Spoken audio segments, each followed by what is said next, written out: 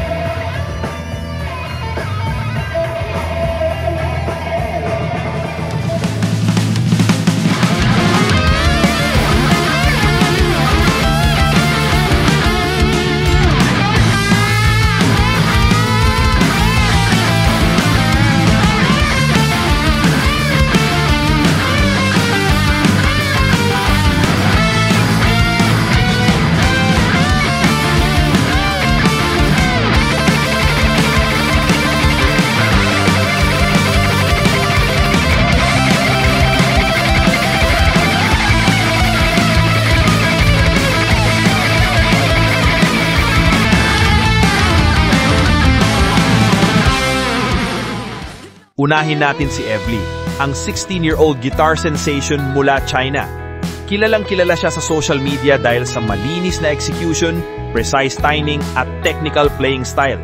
Sa bawat nota, halatang busisi at disiplinado ang training niya. Marami ang nagsasabi na parang pinagsamang Steve Vai at Joe Satriani ang atake ni Evely, modern, fast at loaded with control. Hindi rin maikakaila ng malaki ang impluensya ng mga Asian guitar virtuoso sa kanyang estilo. Pero mga tropa, pagdating sa emosyon at soul, dito pumapasok ang Pinay pride natin. Ngayon naman, kilalanin natin ang Neisha ng bandang Mission Souls. 15 years old lang pero grabe ang presence sa entablado. Hindi lang siya basta guitarist, may karisma, confidence at natural feel sa bawat adlib. Makikita mo na bawat tunog ng gitara niya galing sa puso, hindi lang sa daliri. Ang Mission Souls naman galing Talisay, Cebu City, at kilala sa mga powerful live performances at rock covers na punong-puno ng energy. Si Neisha ang tinatawag ng mga fans na Sweet Child Killer Adlib Queen dahil kahit batang-bata, kayang makipagsabayan sa mga pro sa tugtugan. Kung teknik ang pag-uusapan, advantage si Evely dahil halatang years of discipline training ang pinaghirapan niya. Pero pagdating sa feel, stage charisma at rock soul, ibang klase si Neisha. Habang si Evely ay parang robot sa precision, si Neisha naman ay puno ng emosyon. Ramdam mo ang puso sa bawat galaw at riff. Hindi rin magpapahuli sa timing at control kasi sanay siya sa live performances kasama ang banda. At syempre, Pinoy pride yan mga tropa. Hindi lang sa galing, kundi sa attitude sa entablado. Kaya kung tatanungin mo, may ibubuga ba ang Pinay na si Neisha laban kay Evely ng China? Ang sagot dyan, oo, at sobra pa.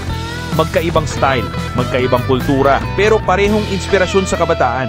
Pinapakita nila na sa edad pa lang na 15 or 16, kaya mong gumawa ng pangalan sa mundo ng musika kung may passion, dedication at puso ka sa ginagawa mo.